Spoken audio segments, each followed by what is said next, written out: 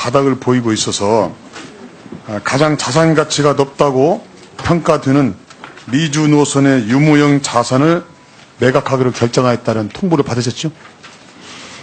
오늘 공고 나는 것으로 알고 있고요. 결정은 어떻게 그러한 움직임이 있는 건 제가 들었습니다. 어저께 결정이 났습니다. 다시 한번 네. 보세요. 근데 이 기사를 보고 결정을 보고 많은 분들께서 이제 걱정들 해주시는데 어떤 그 대학 교수께서 이런 말씀을 해주시더라고요.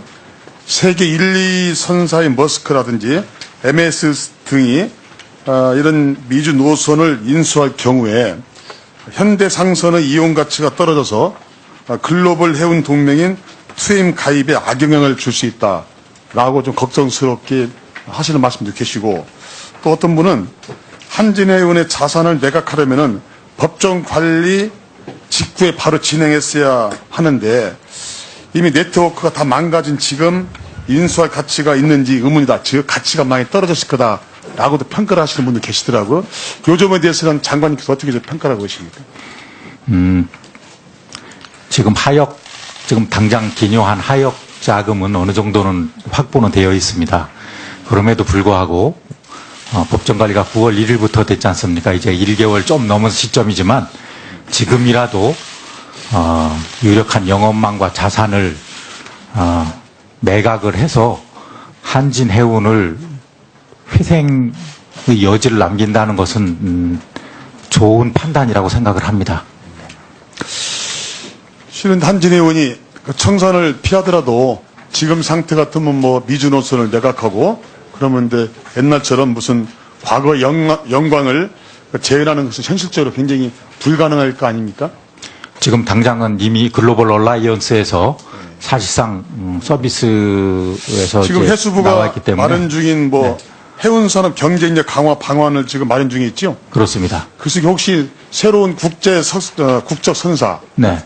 그 양질의 국적 선사를 지금 다시 키우겠다는 그런 방안을 혹시 갖고 계십니까? 그 안에?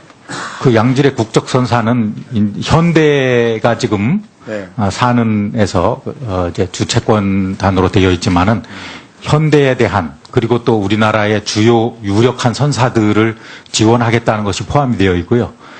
이 한진에 대한 내용도 좀 가변적이긴 합니다만은 필요하다면은 이 법원에 지금 진행되는 거의 결과에 따라서 많이 도움이 될 수 있을 것 같습니다. 내용이 포함이 되어 있습니다. 네. 그거 좀 방안이 나오면요 저희 사무실에 좀 주시가지고 같이 검토를 하도록 하겠습니다. 네, 전체적인 부분을 별도로 의원님들께 이렇게 보고를 드리겠습니다. 27일 날 저번에 그 해수부 감사에서 그 코리아 셀비지 유찬열 대표한테 세월호 선체 정리에 대해서 물어보았더니 3개월 이내에 제가 선체 정리 가능성과 세월호 같은 대형 선박 선체 정리 경험이 있냐 물어보았는데 그 당시 대표에게 답변 내용이 현재 상태에 큰 외부적 요건이 없다면은 3개월 이내에 선체 정리가 가능하고 또한 똑같은 건 아니지만 비슷한 선박에 대해서 선체 정리를 해본 경험이 있다고 답변하였습니다. 혹시 기억하십니까? 아마 회의를 나와 있습니다.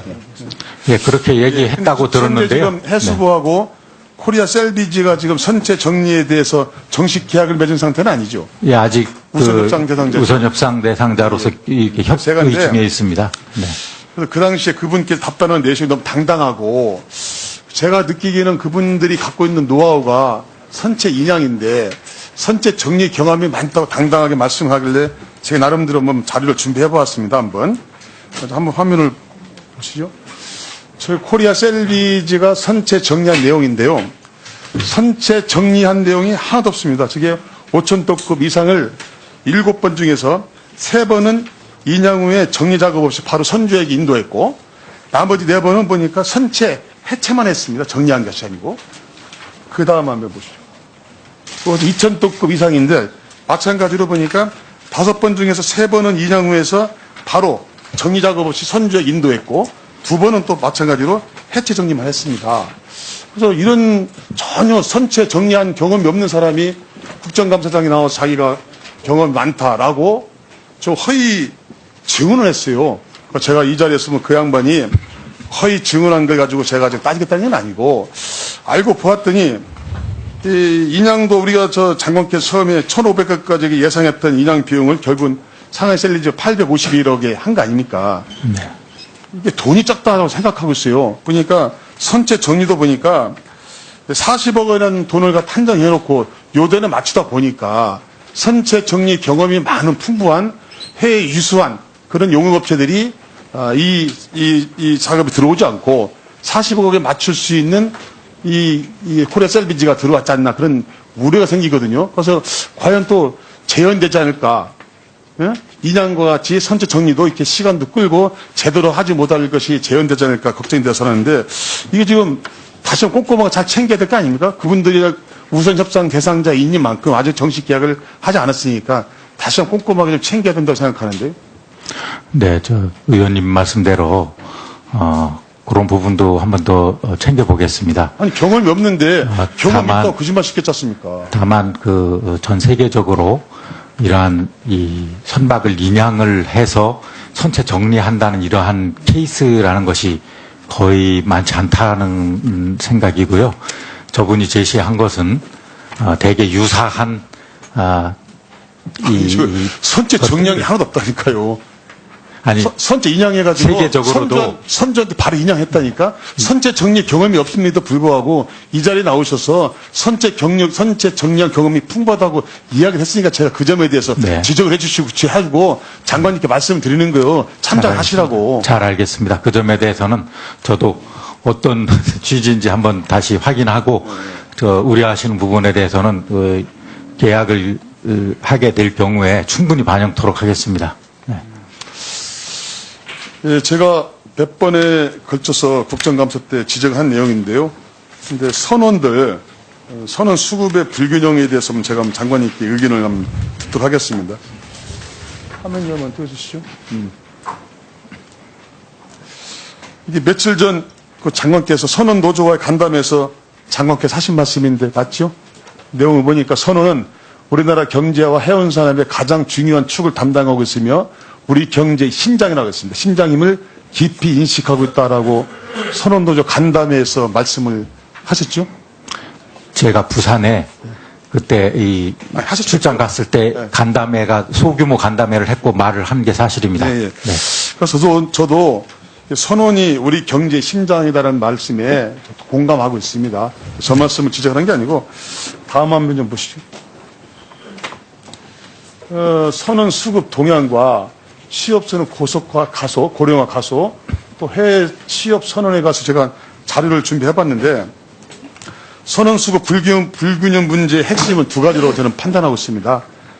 첫 번째는 젊은 회계사들이 승선 업무를 기피하는 문제이고 젊은 층들이. 네. 그다음에 두 번째는 회계사 밑에 일을 하고 있는 부원들을 양성하는 기관이 전혀 없다. 그러기 때문에 외국인 선원들이 대부분이라는 그런 점인데 제가 조사를 해보니까 초급 회계사들의 5년 후 승선율이 20%를 밑도는 걸로 나타났습니다. 근데 이것이 지금 왜 이렇게 50%, 20% 밑돌 정도로 그 젊은 회계사들이 승선하지 않을까요? 문제가 어디에 있다고 보십니까? 이 70년대, 80년대에 비해서 지금 육상 근로 여건이 많이 육상 근로자에 비해서 여러 가지 복지나 보수 수준이 굉장히 열악해졌습니다. 그래서 이제 해수부가 그런 것을 해결하기 위해서 준비한 것이 참선원 프로젝트 그렇습니다. 준비하고 있죠. 네. 근데 그 작업이 지금 막바지에 이르는 걸 알고 있는데 네네. 제가 내용을 잘 보지 못했지만 제가 한번 제안을 좀 하도록 하겠습니다. 참선원 프로젝트에 대한 제안인데 이게 이제 고용 불안의 시대에도 이 선언을 하게 되면은 안정적인 직업이다는 인식이 제고될 수 있는 방안을 좀 담아 주시고 두 번째는 저번 내가 국정감사도 지적을 했는데 실습 회계사들이 처우 개선을 통해서 이 배를 탔는데 이게 와서 보니까 정말 내가 향후 해야 될 직업이 아니라는 인식이 생기지 않도록 적절한 그 대우를 해주는 것이 급선무 생각하고 있고 특히 세 번째가 가장 중요한 얘기 같은데요. 청년 세대들에게 이 해운 산업에 종사를 하게 되면은 3월 이게 좋은 직업이다라는 걸 알리는 홍보 대책이 상당히 필요하지 않느냐 그런 생각하고 있습니다. 그래서 뭐 제가 드리는 것이 정답은 아니지만 좋은 것 같다가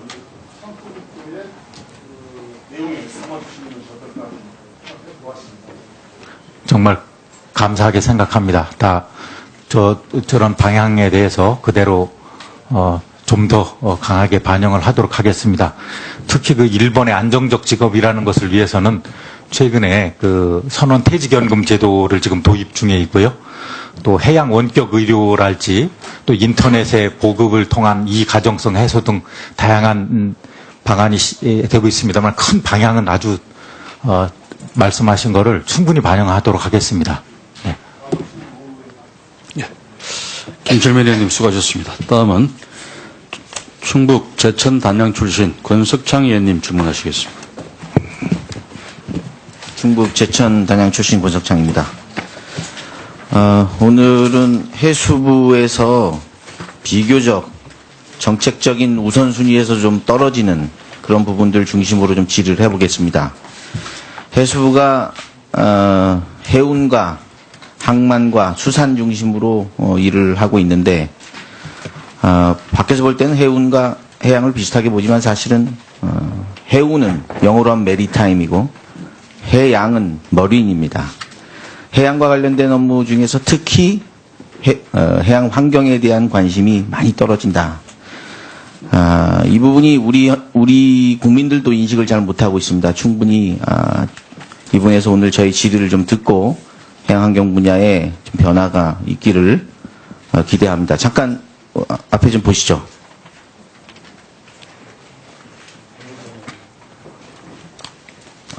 제 얼굴 말고 요 다음에 이제 나옵니다. 예.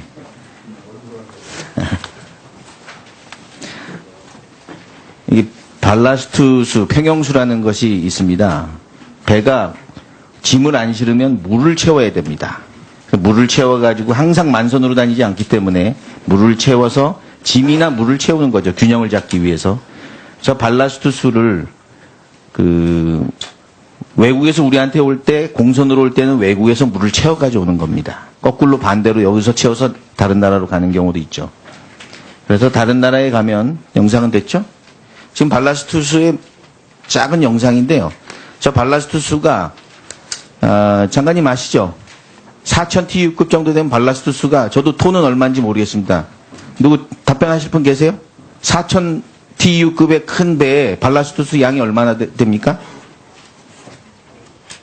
획일적으로는 말씀드릴 수가 없고 선종에 따라 가지고 다양합니다. 발라스트수의 어떤. 그래서 평균적으로 반 정도 채웠을 때 누가 한번 말씀해 보세요. 예.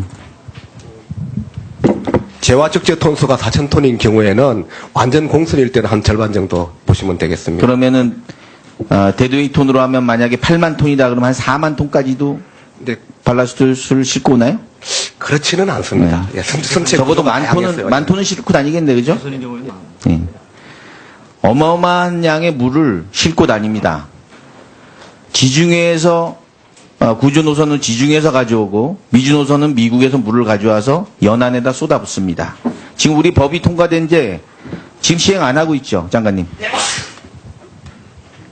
지금 협약은 내년 9월에 이게 정식으로 발효가 되거든요. 지금 우리 법에 보면은 미시행으로 해서 법조항에 5조 6조 미시행 써 있습니다. 그래서 지금은 외에서 물을 갈고 오지를 않습니다. 내에 들어와서 항만 주변에서 물을 갈고 있습니다. 발라스트수를. 그렇게 갈다 보니까 우리 생물들이 많이 변했어요. 종다양성이 많이 변화가 돼 있습니다. 제가 하나 요거 여러분 못 보신 분들도 계실까봐 잠깐 우리 장관님 보시죠. 요거 보시죠. 네. 예. 요게 우리가 먹는 홍합이라고 생각하는 게 요게 지중해 담치입니다.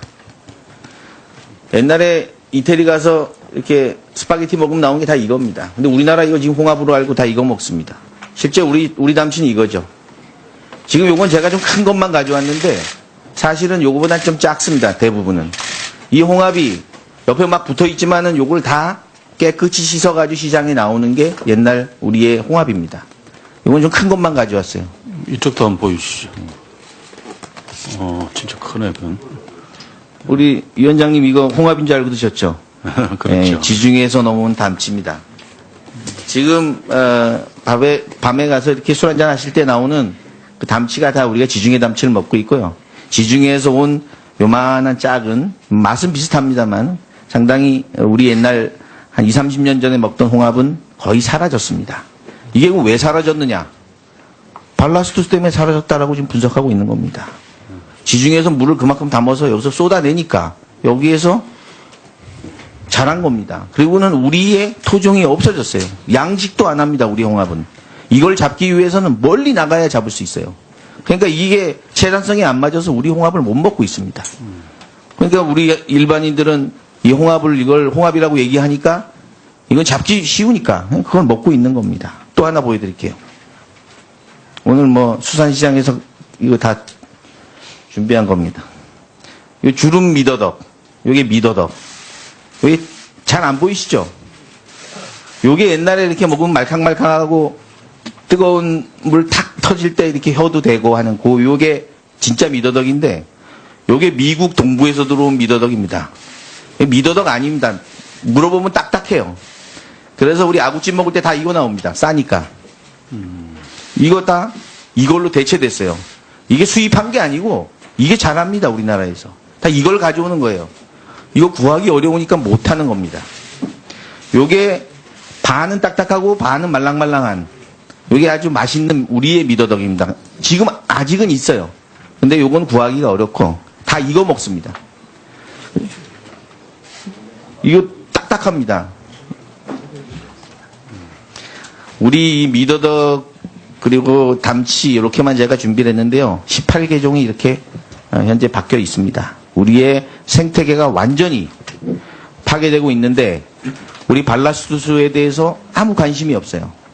이거에 대해서 어떻게 하면 모니터링도 아직 안 돼 있어요. 2009년에 모니터링하고 지금까지 한 번도 안 했습니다. 7년 동안. 뭐가 바뀌는지도 모르는데 발라스투스 정책이 어떻게 쓰겠느냐. 장관님 모니터링부터 부탁드립니다. 뭐가 변화가 되는지 국민들한테 알려주셔야 됩니다. 그냥 알려주는 모르고 이렇게 먹는 거하고 알려줘야 관심이 있는 것 같아요. 그래서 결국 수산과 해운 분야가 연결돼서 홍보가 되기를 기대합니다. 그렇게 네. 해주시겠습니까? 네, 의원님, 선박 평형수, 이 교란이나 이런 정점 조사는 전남대에서 2013년부터 21년까지 하고는 있습니다만은 사실 선박 평형수의 환경적 부분에 대해서 우리가 기민하게 대응하는 것은 부족한 건 사실입니다. 좀 더 저희들이 이 근본적인 대책을 다시 한번 점검토록 하겠습니다. 네. 감사합니다. 다음 질의자 수산물 원산지 표시. 역시 수산 분야에서 가장 관심 없는 분야이기도 합니다. 수산물 품질 검사원장님 나오셨어요? 네, 나왔습니다. 잠깐 발언대로 나오세요.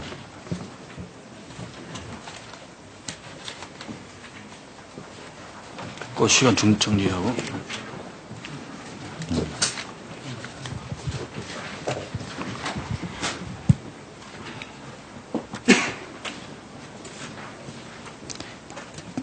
개인적인 질문드려 죄송한데 수산물 품질검사원장 본부에 있는 국장보다 좀 밀린 자리잖아요. 그죠?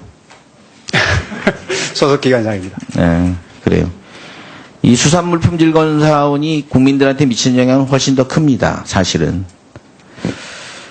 우리 지금 원산지 표시 건수가 월 평균 58건, 3년 새 30%가 증가됐습니다. 원산지 표시엔 세 가지의 잘못을 합니다. 허위 표시, 미표시, 표시 방법 위반. 그 중에서 거짓 표시한 사람들은 국내산, 여기 잠깐 보시죠. 저 소금을 가지고 천일염 국내산으로 표시한 부분 36억 상당 위반. 다음 한번 보시죠. 우리 곰장어도 국내산으로 표시해서 대략 3억 6천만 원 상당 위반. 이건 뭐 대표적인 고발된 사례를 제가 설명을 드린 겁니다. 어떤 분들은 이렇게 합니다. 이거 표시하시는 분들이 뭐 맛도 비슷한데 소금 그게 그거지. 절대 그렇지 않습니다. 시장에 가격이 반영돼 있는 겁니다. 왜 다이아몬드가 비싸냐 금보다 시장에서 가격을 정한 겁니다. 국내산이 중국산보다 효능이 좋은지 영양도가 좋은지 모릅니다. 이미 가격이 시장에서 형성돼 있는 것을 바꾸는 것은 중대한 사기입니다.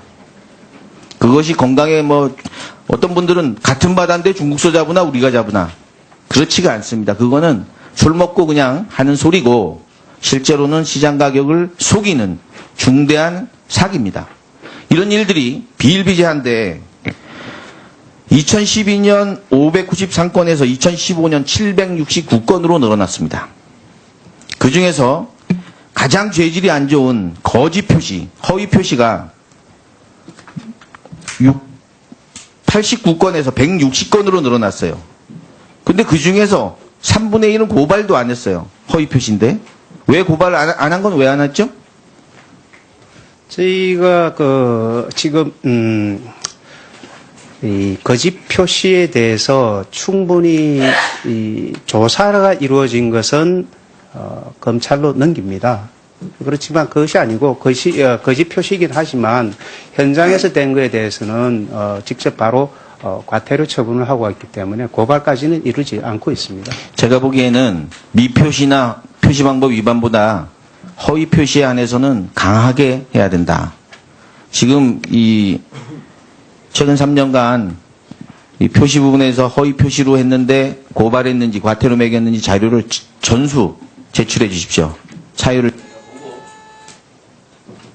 여기에서만 기강이 잡혀도 국민들은 수산물에 대한 안정도에 그리고 신뢰가 생기면은 그것이 수산시장이 살아나는 겁니다. 얼마 전에 농림부에도 그렇게 제가 지적을 했습니다만 친환경 농작물이 왜 안 되느냐. 사람들이 이게 농약을 쳤는지 안 쳤는지 믿지를 못해서 안 되는 거예요. 그래서 가격이 원래 3배씩 비싸야 되는데 1.5배 비싸요. 친환경 해가지고 가격이 안 나와요. 그래서 친환경 농산물, 즉 무농약 농산물을 키우기 어렵습니다. 믿지 못해서. 표시제도가 그 농산물이든 수산물이든 그것이 시장에서 신뢰를 가지고 어민이나 농민한테도 이익도 가져오고 또 상품의 다양화로 인해서 사는 사람도 믿고 사고 비싼 가격을 살 의향, 항상 윌링리스 투 페이라고 그러는데 그 사람들이 3배씩 주고 사겠다는 마음이 있어야 된다. 그래야지 가격이 올라가는 겁니다. 그러면 그것이 바로 어업인과 농업인의 이익으로 돌아오는 겁니다. 이 제도를 반드시 이거 왜 이렇게 고발 안 했는지 제가 하나하나 찾아가지고 앞으로는 이런 부분이 안에서 서로 그냥 알고 짬짬이 대충 아니까 가지고 이런 일이 없도록 지자체 김준검사원장님 그리고 장관님 네. 관심을 가지고 이게 지금 사각지대에 관심 없어요. 장관님 관심 없어요. 세월호하고 지금 우리 한진해운에 바쁜데 이거 관심 있겠습니까? 원장님, 장관님 지시 받아가지고 이거 철저하게 하세요. 네. 이거 일 아니라고 생각합니다. 그 안에서는. 왜? 국장가 이랬는데 뭐 이거 지금 따지고 있어. 내가 뭐 검찰이야? 이러고 있어요. 이게 현실입니다. 빨리 그냥 이러니까 빨리 본자리 가야 되겠다 이 생각만 하고 있는데 이게 잡혀야지 수산물 시장이 살아나는 겁니다. 제일 중요한 게 오히려 먹이고 동북자보다 거의 더 중요한 자리.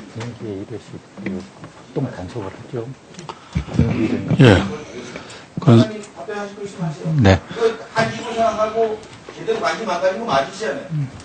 우리 수풍원장이 한직은 절대 아니고요. 우리 국민 건강에 아주 결정적인 하는 중시하고 있습니다.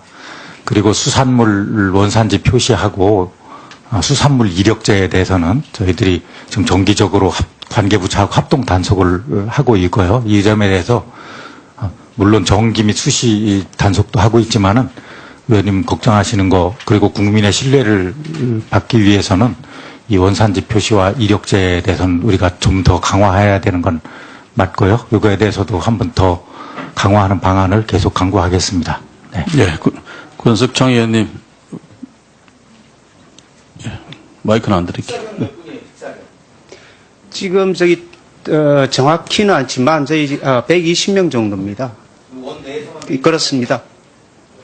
저희 원 직원 185명인데 그중에 한 120명 정도가 특사경 자격을 갖고 있습니다. 주로 여기 지자체와 합동 단속합니까? 뭐 지자체하고 경찰하고도 같이 할 때 있고 저희 단독으로 할 때도 있고 그렇습니다. 그러면 저기 말씀하신 대로 장관님 또 관심 가져주셔야 돼요. 네. 그리고 지금보다 더 나은 상태의 제도 개선 방안을 제출을 하세요. 알겠습니다. 일단 고발되지 않은 건에 대해서는 저희가 자료 정리해가지고 드리도록 하겠습니다. 예. 예. 금정원 쪽 계시고요. 권석창 의원님이 200% 올바른 지적을 하셨는데 진짜 이 문제는 장관께서 직접 의지를 가지고 챙기고 계획을 세우고 점검하고 이행 여부를 반드시 확인하는 그래야 될 작업이라고 생각이 듭니다. 특별사법경찰대가 120명이 있는데 그 사람들이 현장에서 적발한 거는 뭐 대부분 그렇습니다. 과태료만 매긴다고요? 예, 저희가 저희 어떤 기획 조사를 제대로 조사가 된 건 고발을 하고 예, 그렇습니다. 그런데 현장에서 적발해서 거기부터 조사가 시작되는데 예. 어떤 경우는 더 조사를 진행하고 어떤 경우는 진행하지 현장에 바로 않는지 나갔을 적에는 그냥 그분의 확인서를 받고 그다음 저희가 어떤 과태료 처분하거나 이렇게 하고요. 저희가 좀 어떤 기획 조사를 하고 이런 경우에는 그걸 정확히 그 조서를 그렇게 하는 게 뿌려가지고 아니라 예. 가령 시장 현장에서 허위 기재가 적발이 되면 그 상인들은 오히려 쏘가 샀을 수도 있어요. 자기가 물건을 받는 데서 뭐 어디 뭐 중국산이 아니 국내산이다라고 해서 그렇게 선의의 피해자도 있을 수 있어요. 물론 상인들이 전문가들이라서 물건만 봐도 알 수 있는 그런 사람들도 많겠지만 그렇지 않고 순진하게 말만 듣고 그렇게 기재할 수도 있습니다. 그러니 조사를 해야죠. 그 다음에 그 물건의 유통 경로를 조사를 해야지 현장에서 그 이야기만 듣고 어떻게 과태료 처분을 합니까? 그래서 뿌리를 찾아내야 되는 거죠. 앞으로는 지금까지 해오던 그런 방식이 아닌 원천적으로 이 허위 기재 자체를 발본색원할 수 있는 그런 대책을 세우라는 게 지금 권석창 의원의 주문이니까 다시 한번 대책 제고를 하세요. 예, 알겠습니다. 그리고 그 세부적인 것들은 권석창 의원이 보고를 해주시고 예, 수고하셨습니다. 다음에는 경기도 남양주을 출신 김한정 의원님 질문하시겠습니다. 예, 김한정입니다. 지금 서해안에서 중국 어선들의 불법 조업이 우리 어민들의 생존권을 위협하는 수준을 넘어서서 우리 영토 주권에 대한 도전적인 상황까지 빚어져서 우리 국민 감정도 굉장히 많이 상해했습니다. 외교부에서 대처하고 있고 또 정부 차원에서 당하고만 있지 않겠다. 충분히 이해가 가는데 지금 이 문제를 감정적으로 대응하다가는 실질적으로 우리가 대로 주고 말로 받는 상황도 있을 수 있다 이런 생각이 듭니다. 중국 내에서도 마찬가지로 반한 감정들이 일어나고 있고 요즘 인터넷 시대라서 아주 애국주의 선동이 상당히 위력을 발휘하는 그런 부정적인 결과도 있습니다. 특히 우리 정부가 지금 무슨 발포하겠다, 속은 시원하지만 실효성이 있는지 또 면밀히 검토해야 될 것이고 우리 해수부 차원에서 이런 외교부에 맡기고 그리고 영토 주권 안보 문제는 해경과 해군에 맡기고 우리 해수부가 할 일을 챙겨나가는 것이 좋겠다 이렇게 생각을 합니다. 관련해서 지금 우리 중국 어선 단속들을 우리 어업관리단에서 하고 있죠? 예, 그렇습니다. 예, 예. 우리 근데- 해경과 같이 하고 공동으로 있는데 하고 있습니다. 주로 우리 그 역할 분담은 어떻게 되어 있습니까? 우리 어업관리단하고 해경하고 물론 공동작전을 하거나 예, 우리가 예. 백업을 할 경우도 있지만 예. 주로 폭력적 무장이 좀 심하고 폭력이 강한 지역은 주로 해경이 좀 더 많이 맡고 있고요. 이제 서남부랄지 좀 기본적으로 우리 어업관리단은 비무장 단속 형태이기 때문에 예. 양태는 좀 다르고 지역도 좀 다릅니다. 네. 지금 우리 어업관리단 차원에서 불법 조업에 대한 상황이 포착을 하고 그 대응을 해야 될 때 어떤 매뉴얼들이 지금 작성이 되어 있습니까? 네. 그리고 불법 조업 단속 과정에서 중국 어선이 저항하거나 또 도주하거나 또는 물리력을 행사할 때 우리 차원에서는 어떤 대비를 하고 있습니다. 가스촉이나 뭐 전기 충격기나 뭐 이런 것이 그리고 뭐 3단봉 등은 있지만은 비교적 우리 어업관리단은 비무장이라는 거를 우리 중국 어선들도 잘 인지하고 있기 때문에 폭력성은 좀 덜한 편입니다. 그런 편이시죠. 네. 그러나 대비는 해야 되지 않겠습니까? 지금 그렇습니다. 서해하고 동해 어업지도선 작년에 전수조사한 결과를 봤는데요. 우리 기본적인 아주 낮은 수준의 우리 어업지도선의 자체 보호 장비인 가스 분사기라든지 전자충격기, 진압봉, 수갑 이런 것 자체도 고장나 있거나 분실돼 있거나 또 제대로 갖춰지지 않거나 또 관리가 아주 부실한 것들이 드러났습니다. 네.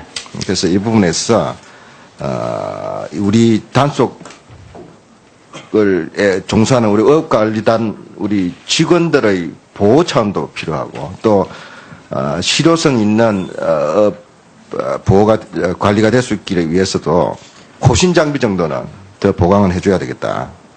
그래서 이런 부분을 좀 장관님께서 특별히 네. 좀 챙겨주셨으면 좋겠습니다. 네. 뭐 장구 부족한 거에 대해서는 참 부끄러운 일이지만 이거 다시 한번 잘 점검을 해서 절대 자기 방어에 필요한 장비나 장구는 확실히 챙기도록 하겠습니다. 그리고 네. 문제는 이런 겁니다. 이 실효성인데요.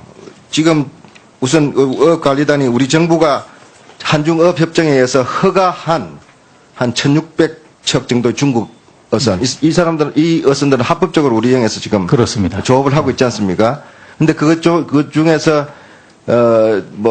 위장한 또 불법 어선들도 있고 또 제대로 허가, 구비가 되지 않은 쪽에 묻어 들어오는 그런 불법 조업 어선들도 구별해내고 발견해내고 또 조치를 해나가야 될 건데 네. 지금 우리 관리단의 지금,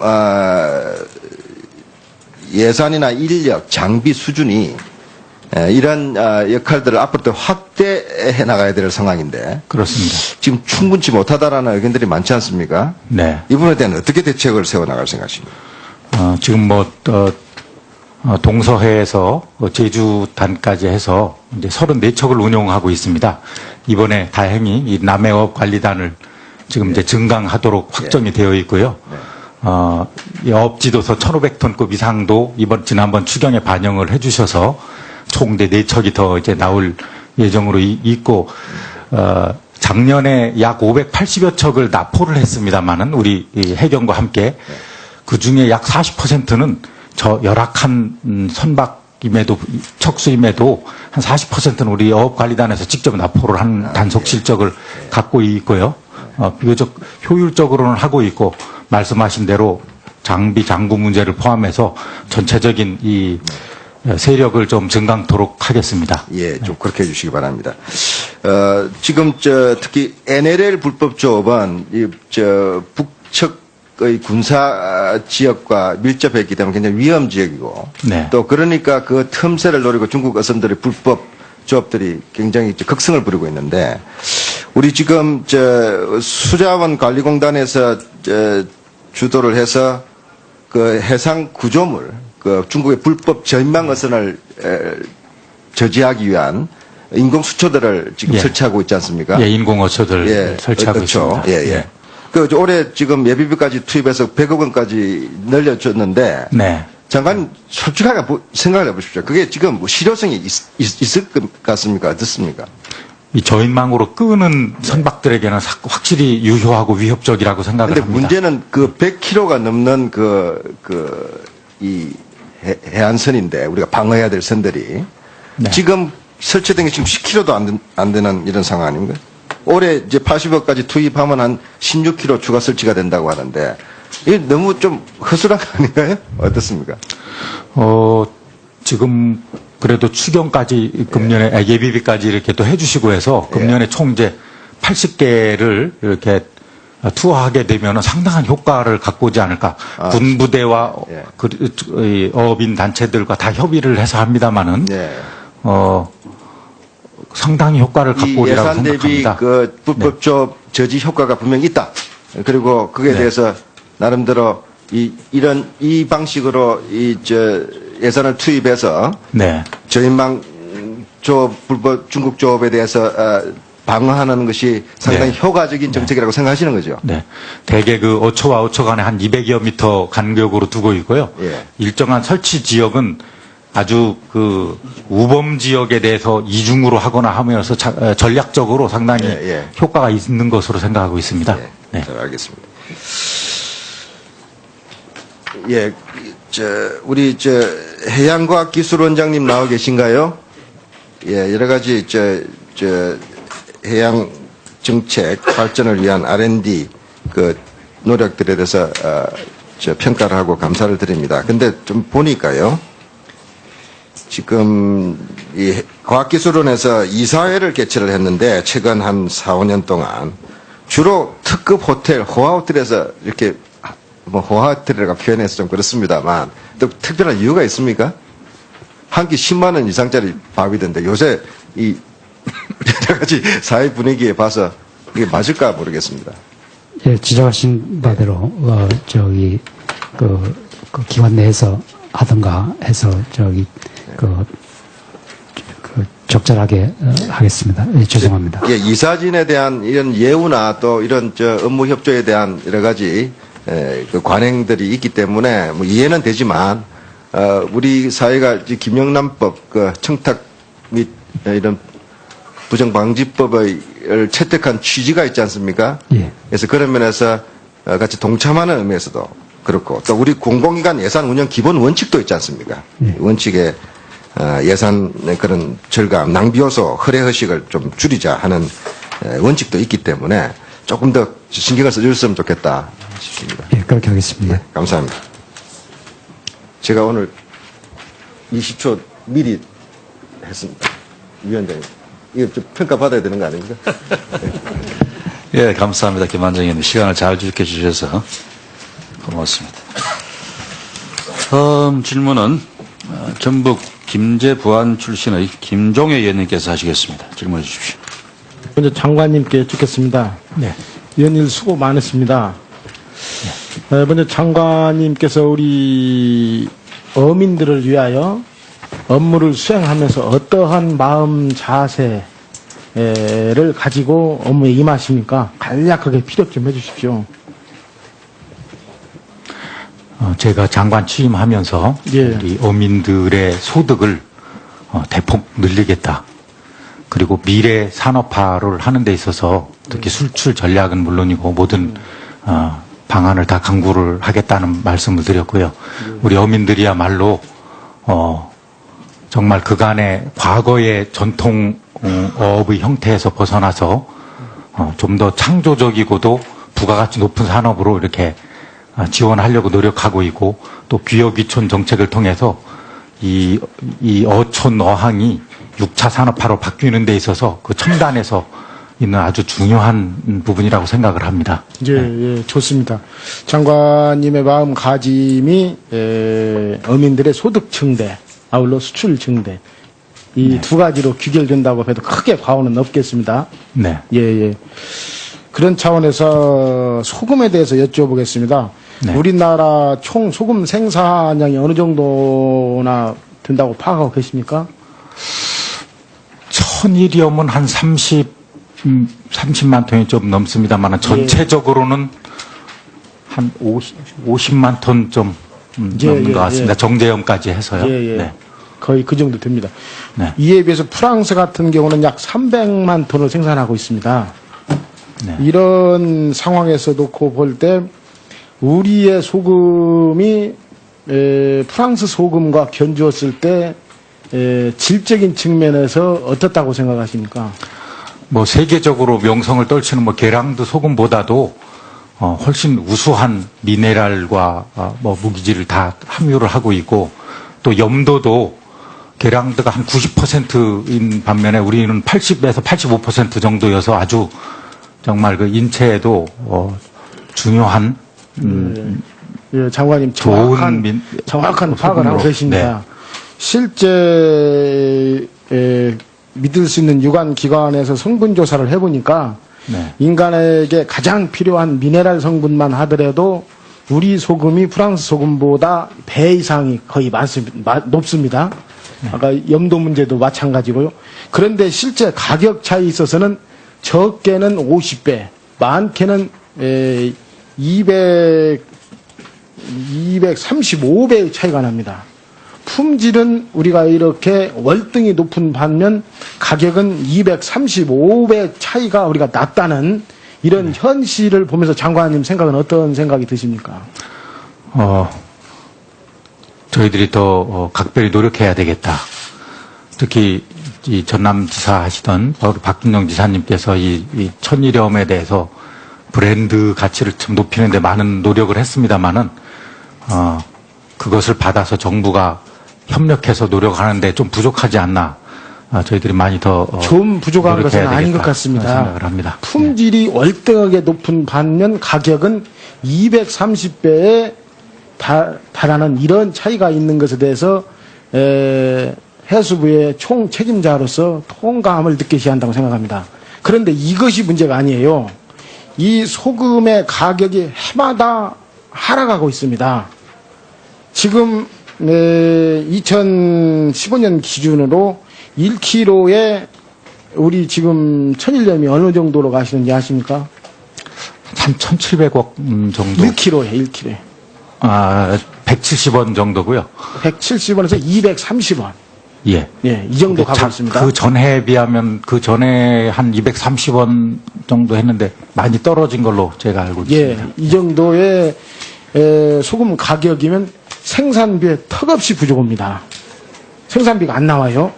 결론적으로 우리 1219농가 소금 염전 농가가 다 도산을 했습니다. 결론적으로는 도산이 됐어요. 생산비가 턱없이 부족합니다. 이렇게 해마다 소금 가격이 낮아지는 구체적 원인이 어디가 있다고 생각하십니까? 좀 저희들이 정부 정책도 좀 있었습니다만은 좀 과잉 공급이 되는 부분도 있고요. 또 국민에 대한 소비 이 홍보도 좀 부족했고 수입이 그만큼 또 많았다 하는 실제 부분이 장관님 있습니다. 이 사안을 모르고 이렇게 답변을 두리뭉실하게 하시는 말씀이에요. 아시면서 하시는 답변이에요. 원인은 다른데 정확한 원인이 있습니다. 뭐 지금 비축물자를 말씀하시나요? 그렇습니다. 예, 그 부분을 짚고 넘어가야 돼요. 그 부분에 대해서 지난 3년간 비축을 계속 그 함에 따라 가지고 그 비축 물자가 상당 부분 유지 관리 또는 폐기를 해야 되는 상황이어서 금년 초에 방출을 했습니다. 금년 하반기부터 내년 초까지 장관님 상당 지금 부분 다시 수매를 하려고 합니다. 쌀값이 28년 전으로 되돌려가는 상황에서 조야가 다 시끄럽습니다. 이 쌀을 어떻게 처결함으로써 농민의 쌀값을 안정시켜 줘야 하는가? 이것은 농림부 장관의 책임이며 대통령의 책임이며 우리 국민이 다 함께 책임져야 할 부분인데 이 소금도 또한 필수 불가결한 우리가 꼭 필요한 우리의 일용할 수 해야만 하는 이 식품 재료인데 실제 이렇게 성분 분야에서 성분 측면에서 이렇게 훌륭한 소금을 정부에서 비축염을 한없이 풀었습니다. 어느 정도 풀었느냐? 20kg 기준에 52만 4,800가마를 방출을 했습니다. 어마어마한 양이에요. 52만 4,800가마를 방출하고 소금값이 떨어지지 않다면 이상합니다. 왜 이렇게 많은 소금을 방출했습니까? 의도가 있는 거 아닙니까, 이거? 그런 제가 의도는 분명히 제가 아니고요. 의도를 안 하면 어거지 소리는 제가 알고 있어요. 네. 한 부분을 책임지고 있는 해수부 장관께서 우리 국가의 기간 산업인 소금을 처음에 뭐라고 하셨습니까? 본인의 장관의 가장 큰 뜻은 소득 증대요 아울러 수출 증대로 해서 국익을 도모한다고 말씀하셨습니까? 과연 이렇게 이 많은 소금을 방출하고 소득 증대가 가능하면 수출 증대가 가능하다고 생각하십니까? 이거 무슨 이만저만 이 부분에서 말씀 좀 해보세요. 이 천일염에 대해서 저희도 애정을 많이 갖고 있고요. 또 수산업에 편입하는데도 작년부터 계속 많이 노력을 해서 이제 수산업에도 아니 했습니다만은 마시고 이 소득에 대해서 이 부분에 소득에 대해서 직지로 저희가 말씀하셔요. 시간 없습니다. 예. 지금 조만간에 시작해서 내년 초까지 대대적으로 정부 아니, 수매가 들어갈 좋습니다. 겁니다. 그건 소득을 어느 정도 차원이고 보완할 수 있을 것으로 이 생각합니다. 소금 제염 농가에 대해서 장관님 어떻게 답변하고 싶습니까? 이 부분에서. 그 차후 대책 문제 말고 짚고 차례차례 넘어가 보게요. 네. 지금 고통을 받고 있다고 들었고 저희 부처에도 상당한 집회 의도도 또 많이 듣고 했습니다. 안타깝게 생각하고요. 그러면 분명히 그분이 나옵니다. 장관님께서 이 해수부의 수장으로서 이 제염 농가에 대해서 안타깝게 생각한다. 유감이라. 사죄가 분명히 있고 아울러 대안과 대책이 돼야 하는 것이지 이래 순서상 그냥 넘어가고 이 제염 농가는 1209 농가는 지금 도산에서 생업을 잃고 어쩔 줄 모르고 이렇게 품질이 나쁘고 국제 규모에 떨어진다고 한다고 하더라도 살려야 할 의무가 장관님께는 있습니다.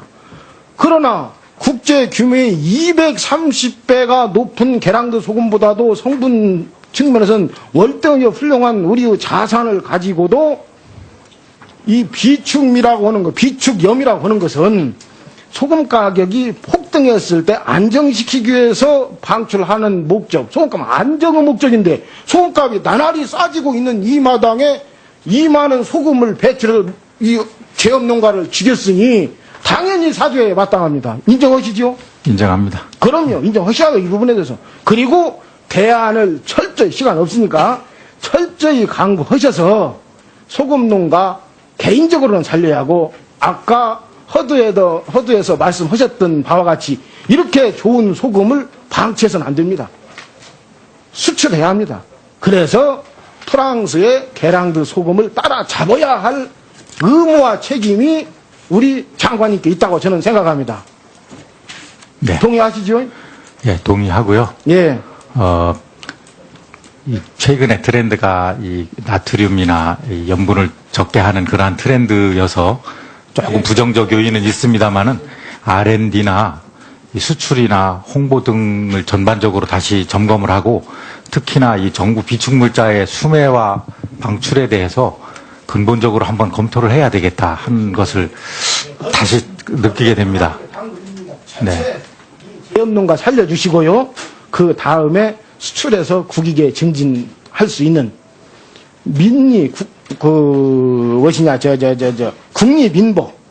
국리민복으로 귀결될 수 있는 정책 꼭 펼쳐주시기를 간곡히 당부드립니다. 잘 알겠습니다. 예, 이상입니다. 예, 김정희 의원님 수고하셨습니다. 장관님, 그 정부 수매 계획이 구체적으로 세워져 있습니까? 예, 지금 언제부터 수매 들어갑니까? 빠르면 아무튼 이달부터라도 수매를 할 계획으로 있습니다. 아마 곧 수매가나 이거에 대해서도 이미 충분히 조율이 되어 있습니다. 뭐 네. 수매량은 어느 정도로 하십니까? 수매량이 뒤에서 답변하십시오. 만 톤입니다. 만 톤. 만 톤. 네네. 그럼 아까 김정희 의원님 원래 금년 이야기 내년에 들어보니 합쳐서 만 톤이었는데 이번에 아예 그냥 이어가지고 내년 것까지 해서 내년 초까지 한꺼번에 만 톤을 방출하려고 수매를 하려고 생각하고 있습니다. 아까 김정희 의원님 말 들어보니까 올 초에 한 10만 톤은 방출한 것 같은데. 금년에 만 톤 정도 만 톤이었습니까? 방출했습니다. 네.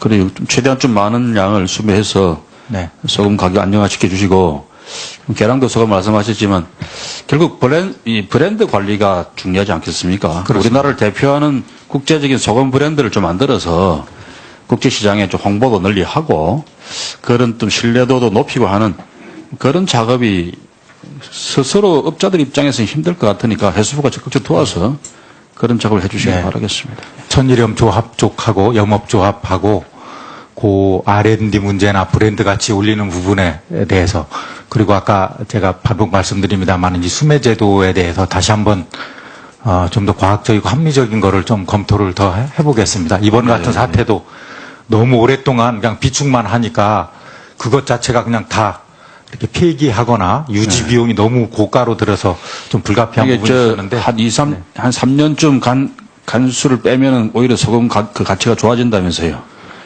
그래서 더 좋은 소금, 뭐 더 영양가 있는 소금으로 그렇게 좀 홍보돼서 팔 수도 있는 거 아닌가 싶은데. 네. 좀 과학적인 부분이 저희들이 좀 부족하다는 생각이 듭니다. 네. 그 나중에 김종희 의원님 따로 한번 말씀을 들어보세요. 네. 자, 수고하셨습니다. 다음은 우리 인천 중구 동구 강화 옹진 출신의 안상수 의원님 질문하시겠습니다.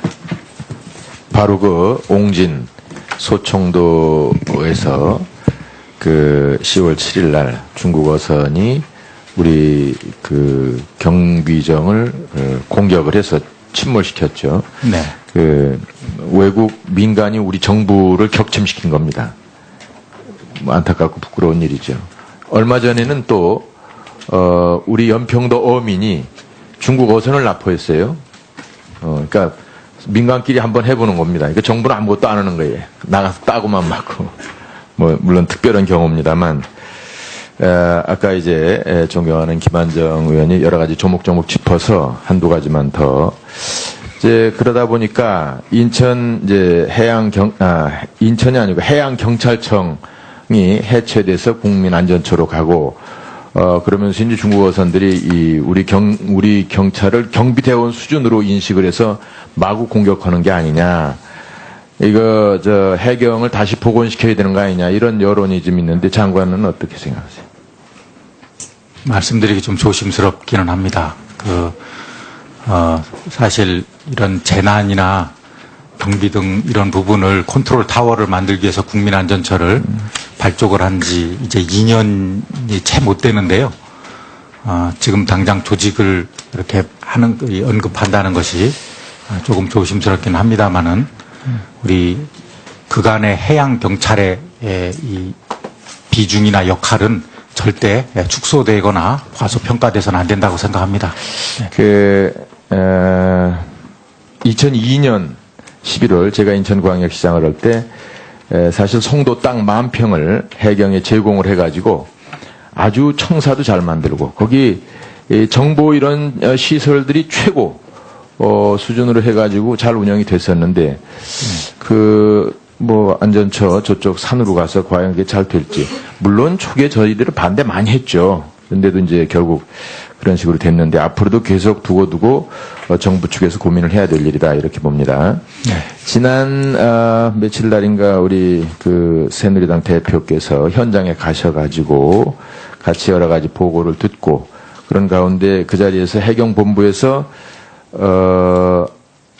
해양경비안전단을 신설하도록 하겠다 이런 보고가 있었어요.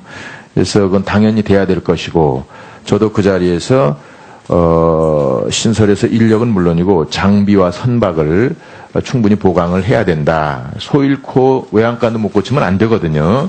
그래서 그거를 정부에서 같이 협력을 해주길 바라고. 네. 그날 정현훈 수산정책실장이 갔었죠. 가서 우리도 연락처를 만들겠다 그런 얘기를 했는데 그거 제대로 보고되고 그거 진행 중입니까? 수산정책실장 그날 갔었죠? 논의 중에 있어요. 예, 그래서 어차피 지금 해경이 하여간 안전처 소속이니까 사실은 그 영역은 우리 해수부가 관리해야 되기 때문에 그것을 연락실을 해서 서로 잘 유기적으로 협조가 되도록 그렇게 해주시죠. 네, 상설협의체 구성을 하고요.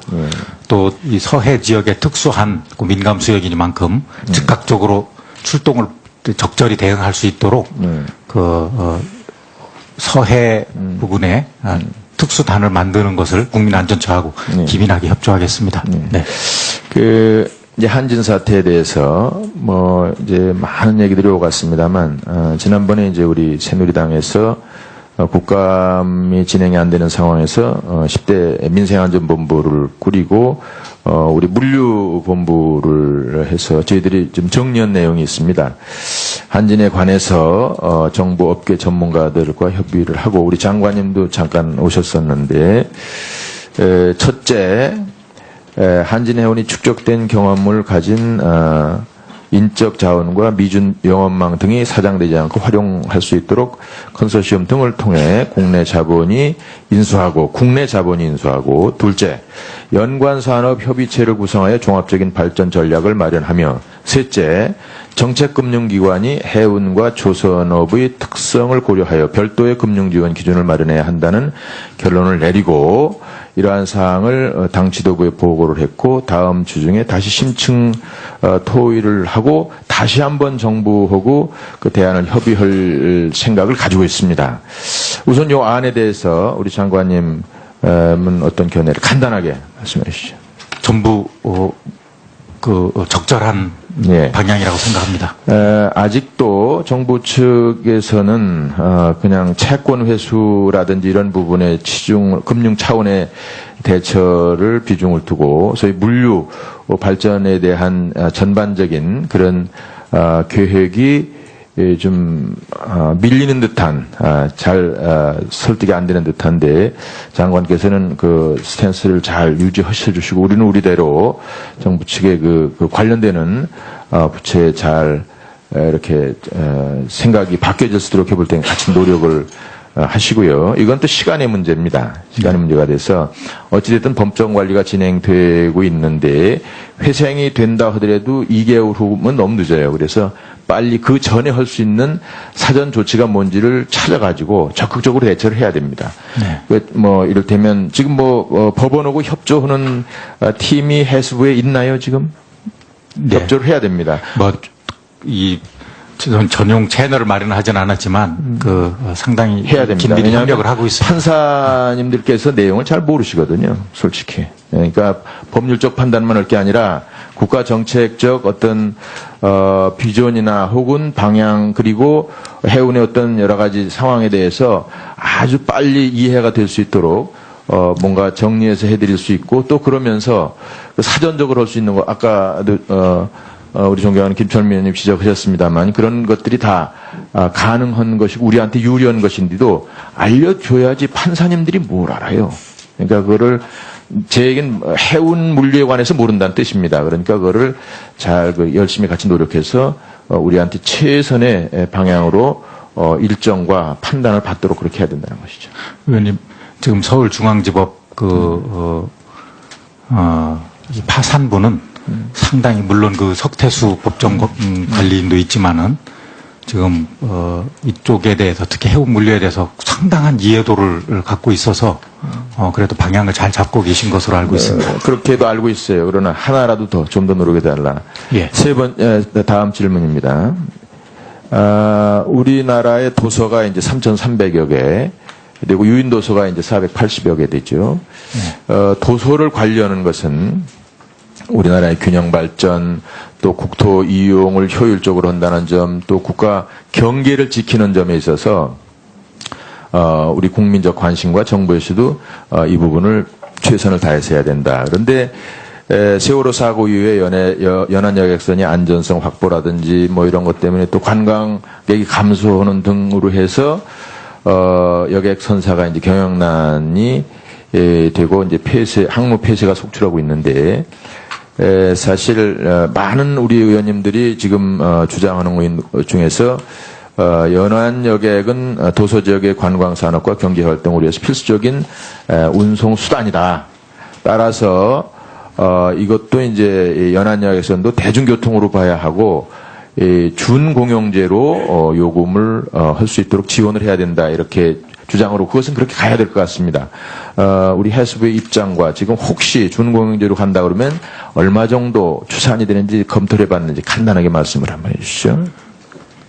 세월호 사고 이후에 공영제 내지 준공영제가 많이 논의가 됐습니다만은 지금 현재 진행 중인 서남해안 쪽, 특히 인천에도 3개 항로가 있습니다만은 여기에서의 낙도 보조 항로를 제외하고는 또 본격적인 준공영제에 대해서는 좀 부정적이었습니다.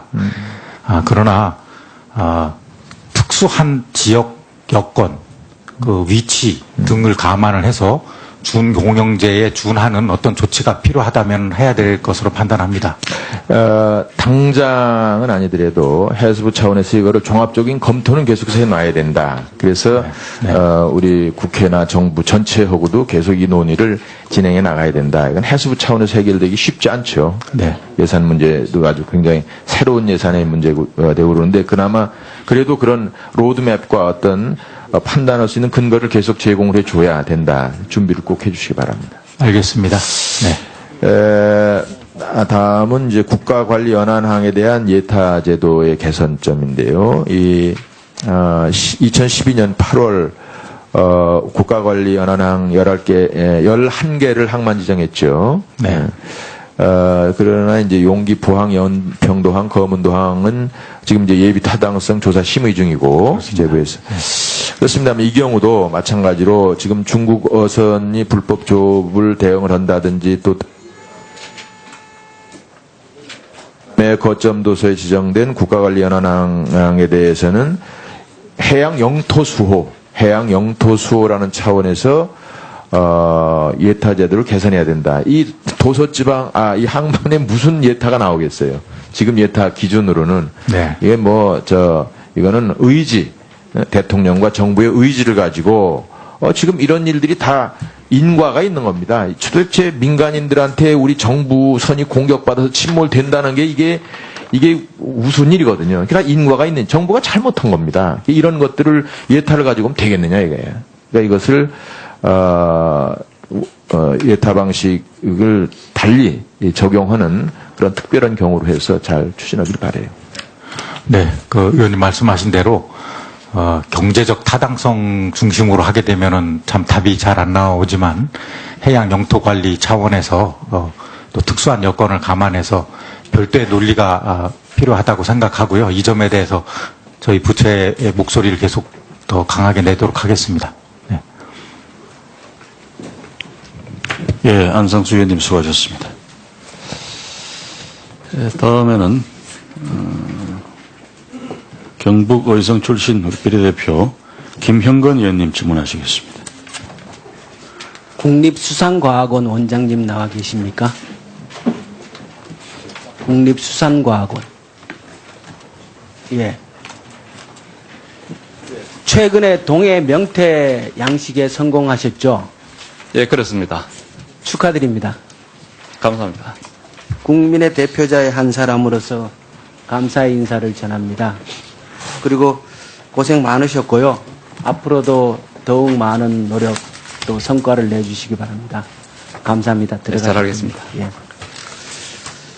오늘 우리 장관께서 세월호 그 인양이 계속 늦어진다는 보고를 하셨는데요. 참 어렵죠. 계획대로 안 되죠. 네. 그런데 세월호 특조위의 활동 시한은 서둘러서 마감했습니다. 배는 인양되지 않은 상태에서 계획대로 되지 않은데 특조위는 서둘러서 마감한 거죠. 주간 부서인 해수부가 세월호 특조위의 활동 기간에 대한 보다 명료한 판단을 내릴 수 있는 기회를 오락가락하는 행정 속에서 놓쳤습니다. 처음에 해수부는 법령이 상충될 때, 마찰이 있을 때 최종적인 해석을 담당하는 법제처에 이 부분에 대한 해석을 의뢰했었습니다. 그렇죠, 그죠? 그렇습니다. 그리고 이후에 보류했다가 최종적으로 철회했습니다. 그런데 처음에 그 법령을 해석을 요청할 때 신청했던 부서와 최종적으로 철회할 때의 신청 부서가 다릅니다. 해석을 요청할 때는 세월호 특조위 관련 업무 지원 TF에서 직원들이 활동 시한에 대한 법령 해석을 놓고 수차례의 회의를 거쳐서 참석자의 견해가 서로 달라 최종적으로 법제처의 해석을 의뢰하는 것이 좋겠다고 결론을 내리고 공문을 정식으로 요청하게 된 것입니다. 맞죠? 맞습니다. 그런데 이후에 내부적으로 검토를 하겠다고 그 해석 유보 요청 공문을 보냈고 최종적으로는 그 철회를 했습니다. 그 철회 요청 공문에 보면은 우리 안영진 실장의 정결로 되어 있죠. 연영진. 예. 죄송합니다. 실장님 정결로 되어 있는데요. 해양정책실장님, 그죠? 그리고 그 김남규 서기관이 그 올렸고, 근데 우리 김남규 서기관 잠깐 계십니까? 그 오늘 자리하지 않습니까? 해당자가 아니기 때문에. 예, 그럼 실장님께서 답변해 주시기 바랍니다. 그 2015년도 1월 16일 날 그 특조위 안에서 특조위 내부 자료가 그 당시 김재원 새누리당 수석 부대표에게 전달되는 게 그때 언론에 문제가 된 적이 있는데, 그때 전달한 인물이 바로 김남규 서기관이었던 거죠. 맞죠? 예, 지금 뭐 그 부분은 좀 정확히 기억이 좀 나지 않고 있습니다. 그리고 그때 그 뭡니까? 그 당시에 그 좀 특조위에 대한 대응 문서로 해가지고 그 언론에 보도되고 또 사회적으로 물의가 됐던 그 문서와 관련해서 우리 조대환 부위원장을 비롯해서 당시 파견되었던 공무원들이 전원 철수하는 그 과정에서도 이 함께 관여됐다고 언론에 보도된 분이죠. 예, 그 김남규 예. 과장은 그때 말씀하신 대로 예, 다시 복귀 조치가 됐습니다. 네. 그 이번에 이 철회 문서를 보낼 때 처음에 의뢰할 때 문서는 서너 차례 회의를 거쳐서 의뢰를 하게 됐는데 철회 문서를 보낼 때는 회의 절차가 있었습니까?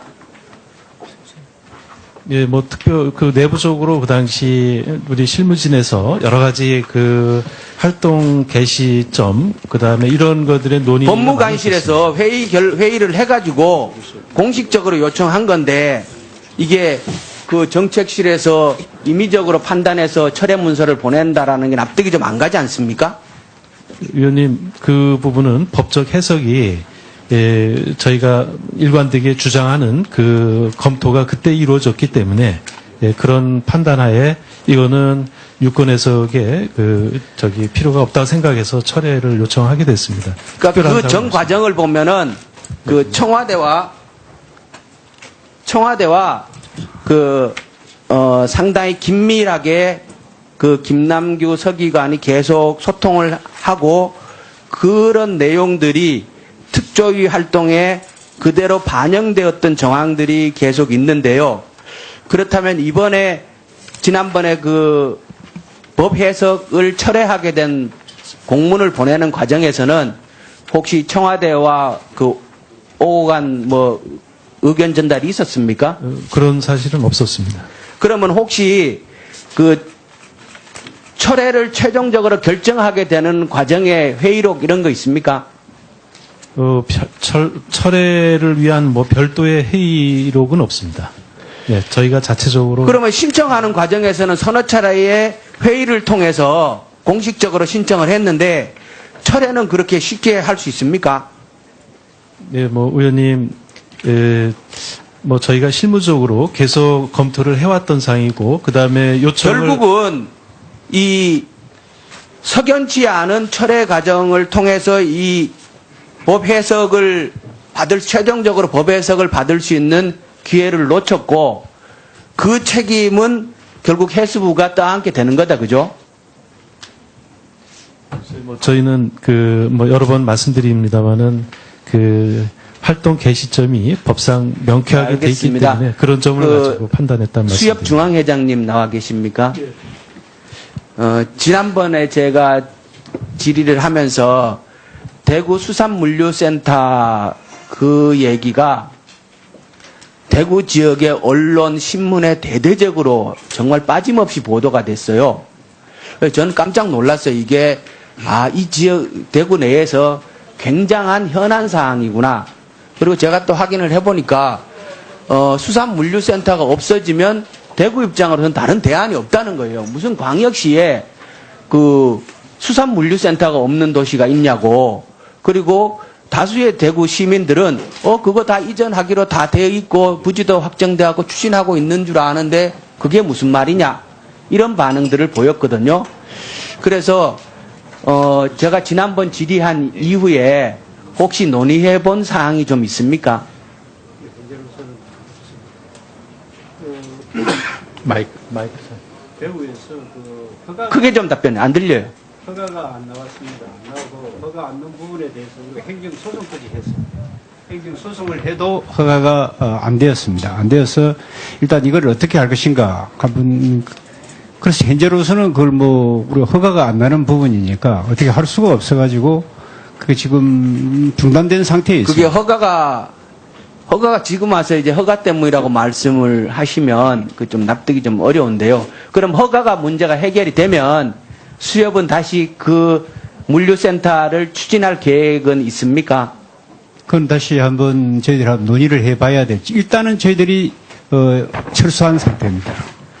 지금 말씀하신 그 허가의 허가권자는 구청장입니까? 예, 그렇습니다. 그럼 이 대구시와 협의를 해본 적은 있습니까? 우리가 허가 문제로 인해서 우리가 그 행정소송까지 했습니다. 거기서도 기각되었습니다. 저희들이 의견이 안 받아들였습니다. 그래요? 예. 그러면 제가 대구 쪽에 얘기해본 바로는 예. 그 전혀 납득할 수 없다. 이거는 그 추진되어야 할 사항이다라고 얘기를 들었거든요. 그러면 앞으로 대구시와 또 그 지역의 정치권하고 계속 이 문제를 함께 협의를 해볼 테니까요. 예. 이 부분에 대해서는 지난번에도 말씀드렸듯이 대구 시민을 위해서나 예. 현재 그 업에 종사하는 중매인들을 위해서나 그리고 우리 수협을 위해서나 반드시 필요한 사항이라고 생각을 합니다. 좀 진행 과정에 어려운 점이 있다 하더라도 보다 책임 있게 이 일을 끝까지 마무리하는 그러한 자세를 취해 주시기 바랍니다. 예, 잘 알겠습니다. 예. 의원님, 이 부분에 대해서 예. 제가 한 말씀 드릴까요? 예. 해양수산부 입장으로는 대구에서의 그 소비지 분산물류센터가 예. 반드시 필요하다고 생각합니다. 예. 그 과정에서 아마 냄새랄지 뭐 소음이랄지 때문에 주변 민원을 감안해서 지자체에서 좀 반대가 있었던 거로 지금 저희는 보고받고 있고요. 이 점에 대해서 해양수산부에서 지자체와 좀 더 적극적으로 다시 한번 협의를 하고 협의가 되면 추진하도록 그렇게 의지를 가지고 하겠습니다. 예. 황 회장님, 지금 이제 그 노량진 수산시장에 갈등이 있으면서 그 용역업체를 고용한 사실이 있죠. 예, 그렇습니다. 그 용역업체가 현장에서 그 상인들과 상당한 마찰을 일으키고 있다는 사실도 알고 계시죠?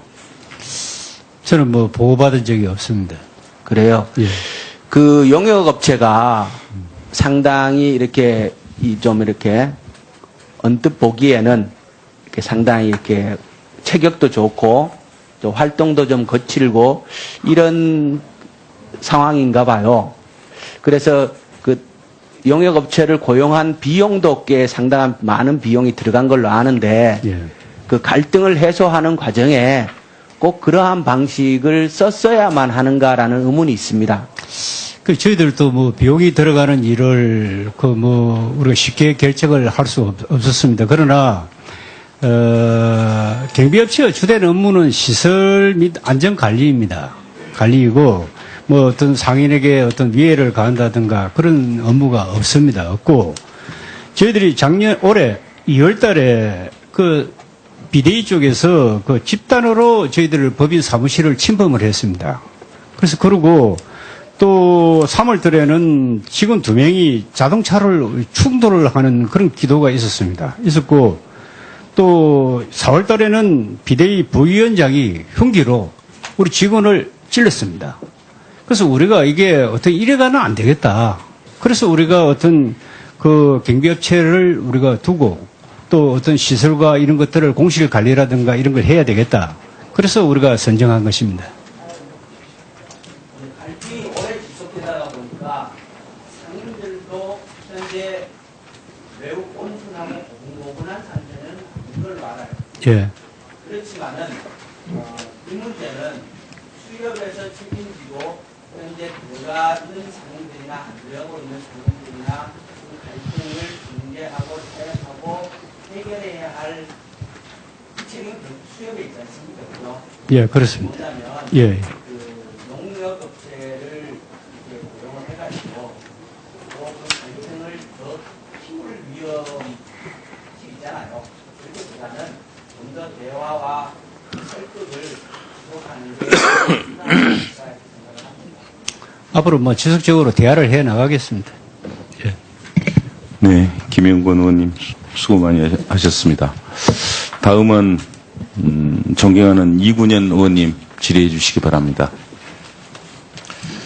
예, 통영 고성 지역구를 가진 이군현 의원입니다. 우리 해수부 장관과 공무원 또 해수부 관련 기관장님들 국감 준비하시고 또 이렇게 대응하시느라고 수고 많습니다. 노고의 격려 말씀을 드리고 우선 해수부 장관 취임을 언제 하셨죠? 11월 11일 날 했습니다.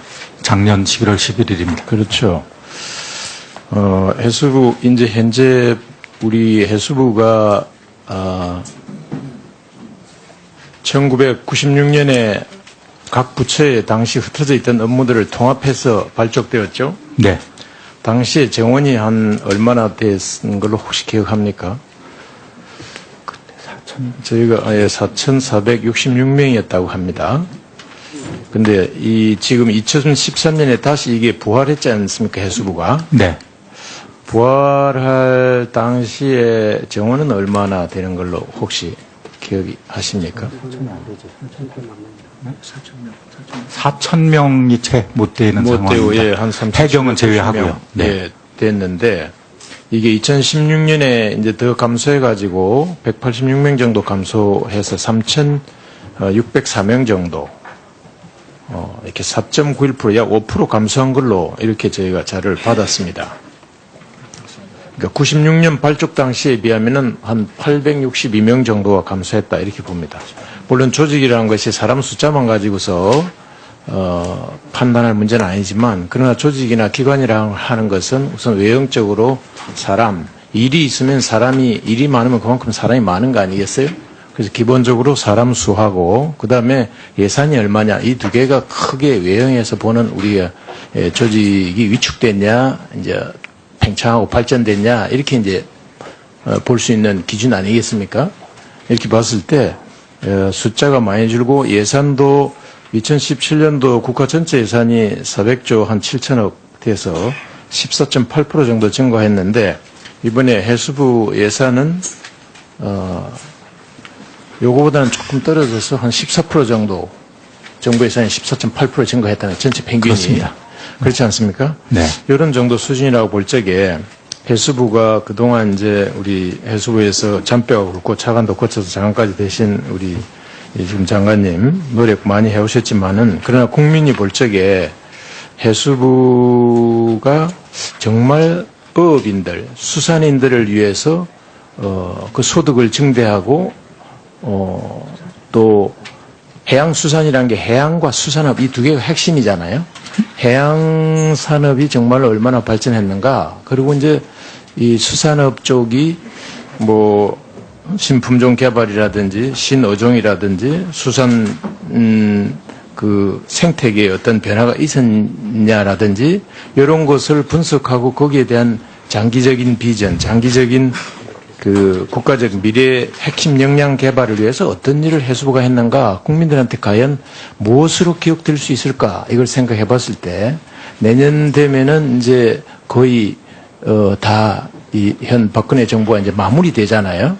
그래서 한번 4년 정도를 해수부에서 너무 이제 현안 사업들이 뭐 많다 보니까 특히 이제 뭐 근자에는 그 세월호 문제 때문에 온 국민이 슬퍼하고 그거 다 이제 바쁘셨겠지만은 그 어쩔 수 없는 슬픔이지만은 참 가슴 아픈 일이지만은 그러나 이제 그런 거는 그런 것대로 또 대응을 현안 사업도 해야 되겠지만은 보다 미래 핵심 역량을 키워서 그래야 나중에 이제 더 어떤 수산업이 발전할 수 있는 거니까 그런 역량 개발을 위한 사업을 계획하고 어떤 새로운 비전을 평가를 해보고 새로운 비전을 계획을 좀 해봐야 되겠다라고 저는 생각을 합니다. 해수부가. 네. 우리 장관께서 어떻게 생각합니까? 이 문제에 대해서.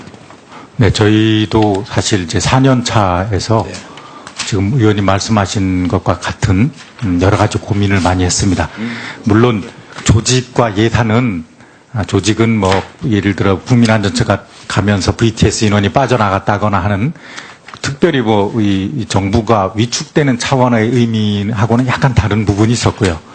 예산은 그래도 거의 5조에 가까웠습니다만은 말씀하신 대로 전반적인 지금 평가를 저희 내부에서 다시 하고 있습니다. 그래, 한번 평가를 해서 새로운 그런 핵심 역량, 미래의 핵심 역량을 개발을 위한 어떤 비전, 계획 같은 거를 한번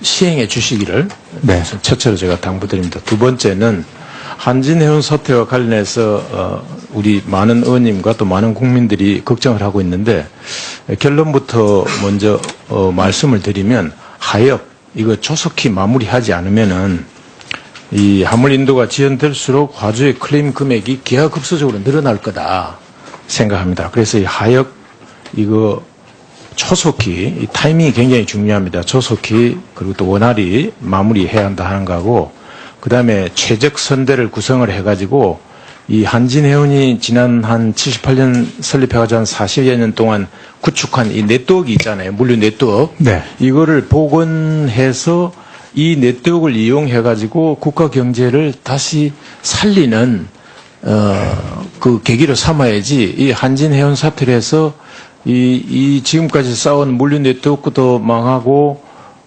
경제도 위축되는 이런 사태가 와서는 안 된다. 그 말씀을 꼭 드리고 싶어요.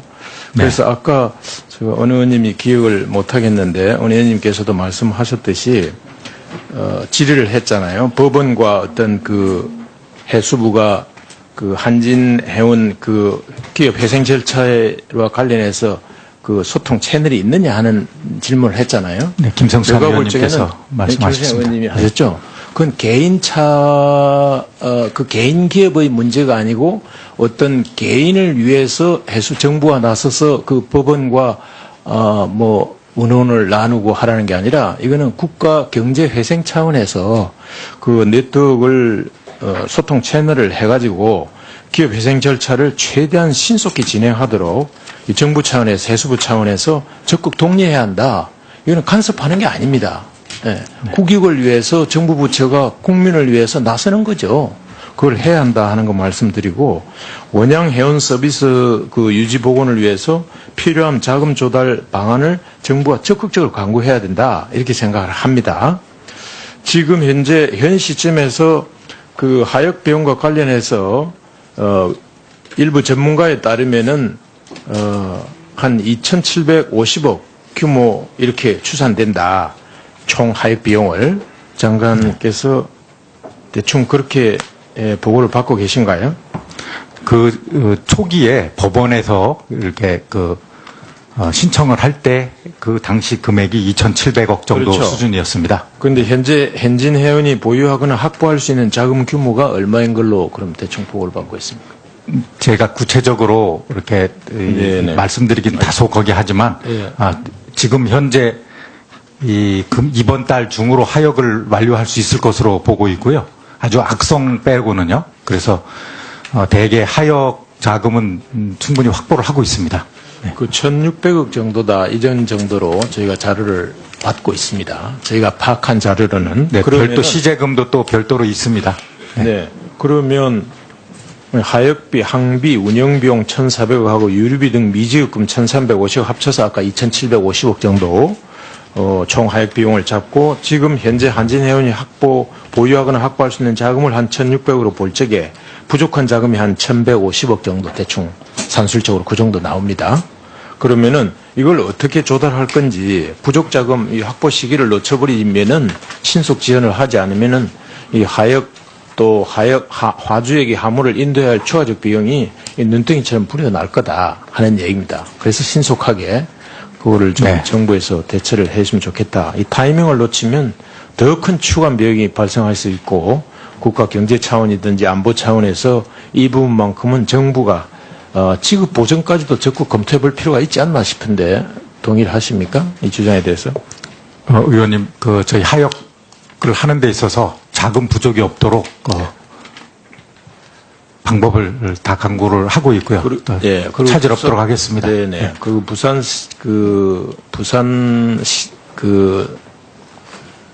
우리 부산 항만공사 갔을 때 부산 신항 그 서컨 터미널 운영에 그 글로벌 세계적인 그런 기업을 적극 선사를 유치해라. 그래가지고 성공 사례를 제가 그때 싱가포르의 PSA는 스위스 국적의 그 MSC하고 합작을 해가지고 그게 아주 성공적인 사례를 제가 말씀을 드렸는데 장관께서도 이거 동의를 하십니까? 성 컨테이너에 부산항 서컨 터미널 운영에서 그 글로벌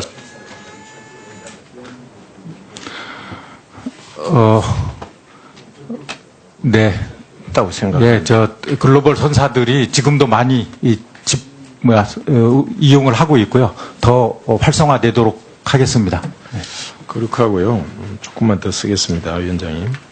이 연안 침식 실태 조사를 해가지고 평가를 해가지고 연안 정비 사업을 하지 않습니까? 네. 해수부에서 예. 그 등급을 A, B, C, D 뭐 이렇게 내려가지고 이제 좋은 거는 A부터 아주 심각한 건 D로 이렇게 하는데 제가 지적하고 싶은 것은 실태 조사하고 연안 정비 사업하고 이게 따로 노는 것 같은 생각이 들어요. 우리가 상식적으로 생각할 때 A, B, C, D 보통 건물이든지 뭐든지 연안 정비 사업인데 등급을 내리면 D라든지 C라든지 E 맞으면 건물도 E면은 붕괴 위험이 있으니까 쓰지 말라는 거 아닙니까? 이것도 D 맞으면 이게 이제 D부터 먼저 이게 해야 되는데 실제 한번 자료를 한번 해서 보십시오. A 맞은 상당히 괜찮다 하고 그 실태 조사에서 평가가 된 여기에 돈이 많이 들어가 있는 경우. 제가 그 A를 맞은 데를 집중적으로 투입하는 거에 대해서는 제가 지금 잘 모르겠는데 그 말씀하신 그 등급과 정비 사업과의 인과관계를 한번 잘 체크해 보겠습니다.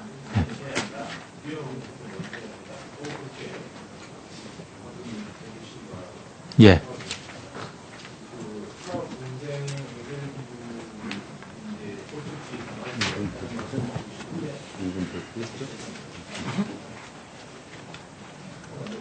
예.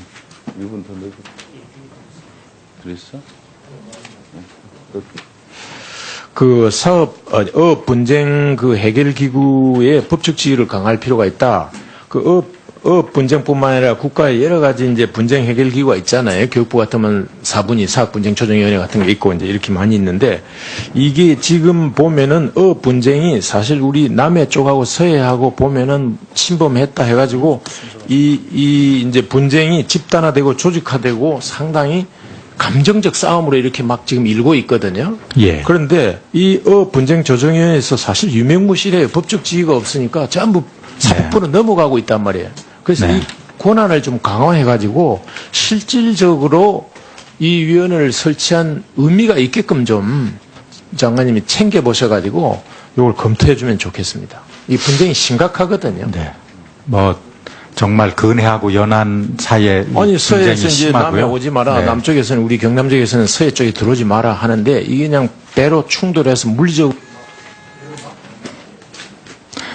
예, 어업조정위원회가 있습니다만은 그 법적 지위와 실적인 권한에 대해서 이 검토를 해서 수산업법의 개정안까지도 이렇게 한번 조치하겠습니다.